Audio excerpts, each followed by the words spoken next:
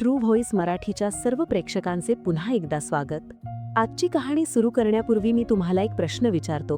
जेव्हा एखादा गुन्हा घडतो तेव्हा पोलीस तपास नक्की कसा होतो? आपण चित्रपटात पाहतो ते खरं असतं का? आजची ही सत्य घटना ऐकल्यानंतर तुम्हाला समजेल की गुन्हेगारापर्यंत पोहोचण्यासाठी पोलीस नक्की किती टोकाची मेहनत घेतात. कधीकधी विचार एक असतो आणि सत्य काही भलतंच निघतं. आजची ही कथा 31 जुलै 2019 ची आहे, जी तुम्हाला प्रत्येक वळणावर थक्क करेल. एका मॉडेलचा खून, एक अनाकलनीय टॅटू आणि तपासादरम्यान समोर आलेला असा एक योगायोग जो ऐकून तुमचे डोळे विस्फारतील. 31 जुलै 2019 ची ती काळरात्र. बेंगळुरूचे केम्पेगौडा आंतरराष्ट्रीय विमानतळ. या विमानतळाच्या मागील बाजूस एक अतिशय शांत आणि निर्जन रस्ता आहे.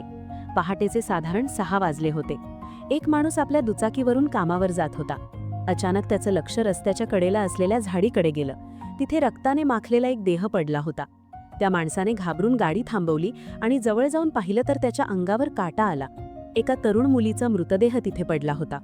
रक्ताचा सडा पडला होता आणि क्रूरतेची सीमा म्हणजे त्या मुलीचा चेहरा दगडाने इतका ठेचला होता की तिची ओळख पटवणं अशक्य होतं. त्या माणसाने तातडीने स्थानिक पोलिसांना फोन केला.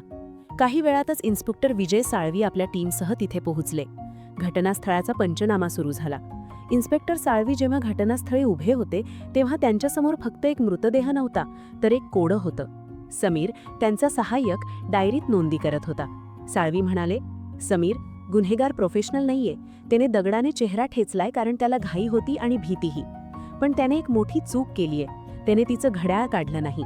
मुलीच्या अंगावर निळ्या रंगाची महागडी जीन्स, टी शर्ट आणि हातात टायटनचं घड्याळ होतं. पण सर्वात मोठं आव्हान हे होतं की तिथे तिची पर्स नव्हती, मोबाईल नव्हता की कोणतंही ओळखपत्र नव्हतं. आता तपासायचं काय आणि कोणाला?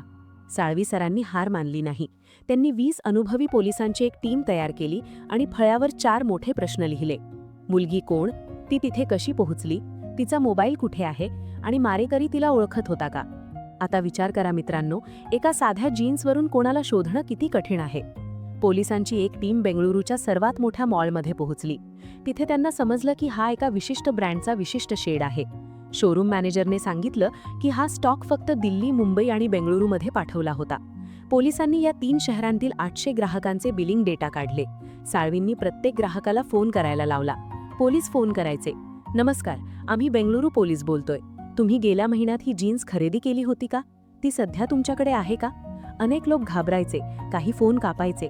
पण 800 पैकी 799 लोकांनी आपापल्या जीन्सचे फोटो पोलिसांना पाठवले. फक्त एक व्यक्ती प्रतिसाद देत नव्हती आणि तोच संशयाचा धागा होता. दुसरीकडे टायटनच्या घड्याळाचा तपास सुरू होता.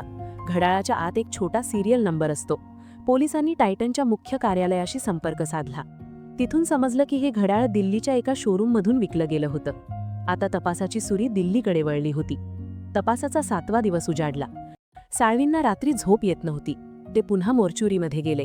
त्यांनी मृतदेहाचा हात तपासला, पाय तपासले आणि अचानक त्या मुलीच्या मानेखाली केसांच्या मागे त्यांना एक छोटासा एस टॅटू दिसला. साळवी ओरडले, समीर, आपल्याला नाव मिळालंय. तिचं नाव एस वरून सुरू होतं. आणि मित्रांनो, इथेच या कथेत एक मोठा ट्विस्ट आला. तपासाच्या दरम्यान पोलिसांना एका खबऱ्याचा फोन आला. खबऱ्या म्हणाला, साहेब, एका माणसाने आपल्या पत्नीला मारलंय आणि एअरपोर्ट जवळ टाकलंय.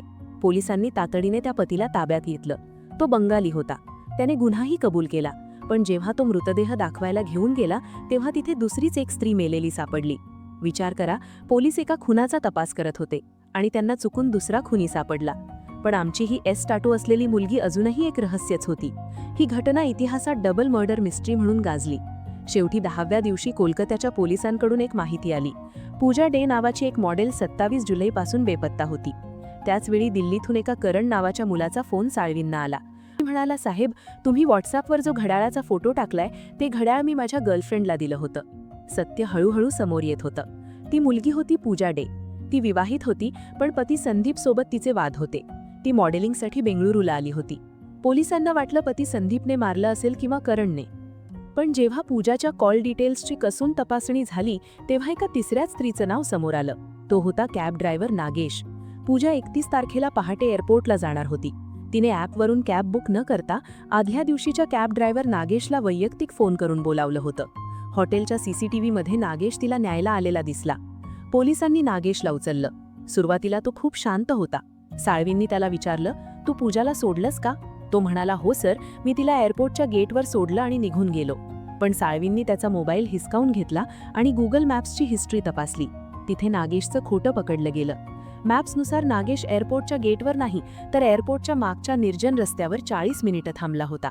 साळवींनी जोरात टेबल वाजवला आणि नागेशची रडारड सुरू झाली. 5 तासांच्या चौकशीनंतर नागेश पोपटासारखा बोलू लागला. त्याने कबुली दिली की पूजाचे दागिने आणि तिची श्रीमंती पाहून त्याच्या मनात पाप आलं. त्याला त्याच्या नवीन कारचे हप्ते भरायचे होते. नागेश म्हणाला, साहेब, मला फक्त तिची सोन्याची चैन आणि पैसे हवे होते. मी तिला म्हटलं की मागच्या रस्त्याने ट्रॅफिक कमी लागतं. ती विश्वासाने माझ्यासोबत आली. तिची डुलकी लागली होती. मी गाडी थांबवली आणि रॉड काढला. तिने आरडाओरडा केला. ती गाडीतून बाहेर पडली आणि धावू लागली. मी तिच्या मागे धावलो आणि चाकूने वार केले. ती मेली की नाही हे पाहण्यासाठी मी दगड उचलला आणि नागेश शांत झाला. फक्त 4,000 रुपये आणि एका सोन्याच्या चैनसाठी त्याने एका सुंदर मॉडेलचा अंत केला. मित्रांनो, ही कथा केवळ गुन्ह्याची नाही, तर पोलिसांच्या त्या अफाट मेहनतीची आहे, ज्यांनी जीन्सच्या धाग्यापासून ते घड्याळाच्या काट्यापर्यंत शोध घेतला. पण ही कथा आपल्याला एक खूप मोठा धडाही देते. प्रवासात कधीही अनोळखी व्यक्तीवर अतिविश्वास ठेवू नका. कधीकधी आपण पैसे वाचवण्यासाठी किंवा सोयीसाठी ऑफलाईन कॅब घेतो, पण ते जीवावर बेतू शकतं. तुम्हाला आमचा आजचा हा प्रयत्न कसा वाटला? ही कथा ऐकून तुमच्या मनात काय विचार आले ते आम्हाला कॉमेंटमध्ये नक्की सांगा. जर तुम्हाला ही खरी कहाणी आवडली असेल तर व्हिडिओला लाईक करा आणि तुमच्या जवळच्या लोकांसोबत शेअर करा.